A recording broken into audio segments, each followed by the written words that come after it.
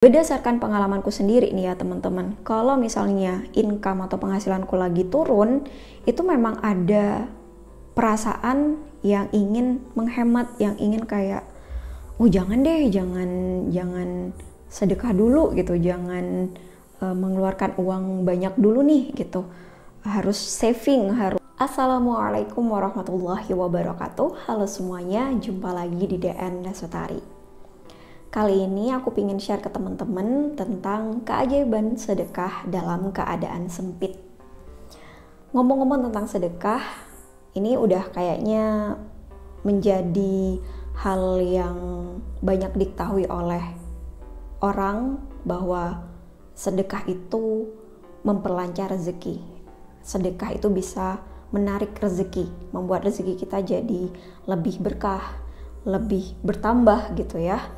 Nah, kali ini aku pengen menceritakan ke teman-teman gimana berkali-kali aku merasakan banget betapa keajaibannya sedekah itu ya dalam kaitannya rezeki, terutamanya sedekah dalam keadaan sempit, keadaan dimana kita tuh lagi kurang-kurangnya duit, keadaan dimana kita lagi bingung-bingungnya gitu. Jadi suatu keadaan yang sebenarnya mungkin bikin kita tuh pengen menghemat uang, pengen kayak mengeman-eman uang tersebut atau mengeman-eman harta kita. Mengeman-eman bahasa Indonesianya apa ya? Kayak disayang-sayang banget gitu loh. Kalau bisa nggak usah dikeluarin gitu, dikip biar lebih merasa aman. Nah, sedangkan sedekah sendiri kan berarti kita mengeluarkan, kita melepaskan nih. Jadi sedekah itu emang identik dengan melepaskan ya, identik dengan detachment. Makanya sedekah erat banget kaitannya sama keberlimpahan. Kalau kita dalam keadaan lagi banyak uang, rezeki kita lagi lancar, rezeki kita lagi banyak-banyaknya nih ya, lalu kita bersedekah, kita berderma, kita mungkin bikin kayak syukuran, tasyakuran gitu ya, itu bagus banget. Tapi ya memang udah sewajarnya gitu ya, kita lagi dapat banyak rezeki kita lagi lancar, kita membagikan kebahagiaan tersebut ke banyak orang. Itu bagus dan itu ya sudah sewajarnya gitu ya teman-teman, sebagai bentuk rasa syukur.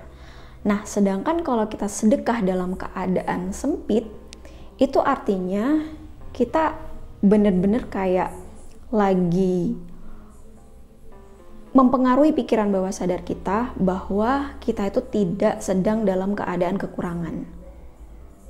Jadi kalau kita dalam keadaan sempit, itu kita berani bersedekah, kita berani berderma, kita berani melepaskan apa yang kita punya, itu ya nggak semua orang akan sanggup teman-teman. Makanya sedekah dalam keadaan sempit itu merupakan suatu pilihan yang luar biasa.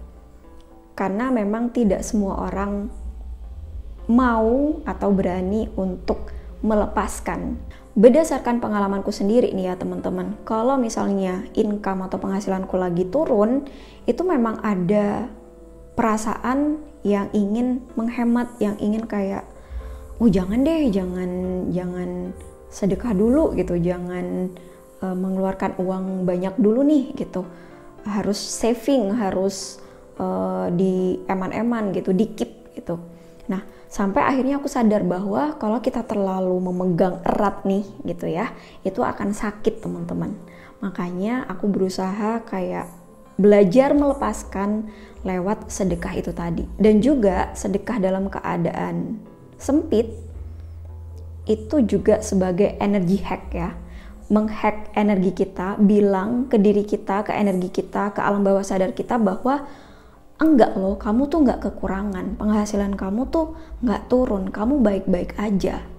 Buktikan dengan cara kamu berani melepaskan, kamu berani untuk mengalirkan rezekimu gitu ke orang lain, ke keluarga, ke saudara atau ke siapapun gitu. Jadi kayak ya energy hack ya, membuat energi kita tuh kayak dengan seketika instan bilang bahwa no, kamu sedang tidak kekurangan, kamu berkelimpahan, kamu punya. Ayo buktikan keberlimpahanmu itu dengan berani melepaskan apa yang sedang kamu hemat-hemat gitu. Makanya ya udah, bismillahirrahmanirrahim, dalam keadaan sempit berani untuk bersedekah, berani untuk berderma gitu teman-teman. Dan kalian silakan buktikan sendiri nanti ya, nggak pernah tuh ya bakal jadi tambah turun gitu, malah yang ada itu yang menjadi jalan terbukanya pintu rezeki, sehingga penghasilan atau income kita yang tadinya turun itu perlahan-lahan naik lagi ya. Karena balik lagi tuh, energinya udah bilang bahwa enggak, kamu enggak kekurangan, kamu berkelimpahan. Ayo sedekah, ayo lepaskan apa yang sedang kamu pegang kuat-kuat. Lalu bagaimana Kak kalau dalam keadaan punya hutang atau punya tanggungan? Mana dulu nih yang didahulukan, sedekah atau membayar hutangnya? Bagiku ya, dengan kita membayar hutang, itu berarti kita mendahulukan kewajiban, dan juga itu juga sebagai upaya kita sedang sedekah. Sedekah itu kan bisa diartikan kita tuh membawa kebahagiaan ya teman-teman, menyebarkan kebahagiaan. Kalau kamu mendahulukan untuk membayar hutang kamu, itu sudah memberi kebahagiaan, kegembiraan, kelimpahan kepada orang atau pihak yang sudah memberi kamu hutang. Coba deh ya teman-teman, misalnya nih kalian ada orang yang ngutang ke kalian, terus tiba-tiba dengan sendirinya bayar tanpa harus ditagih, tanpa harus kita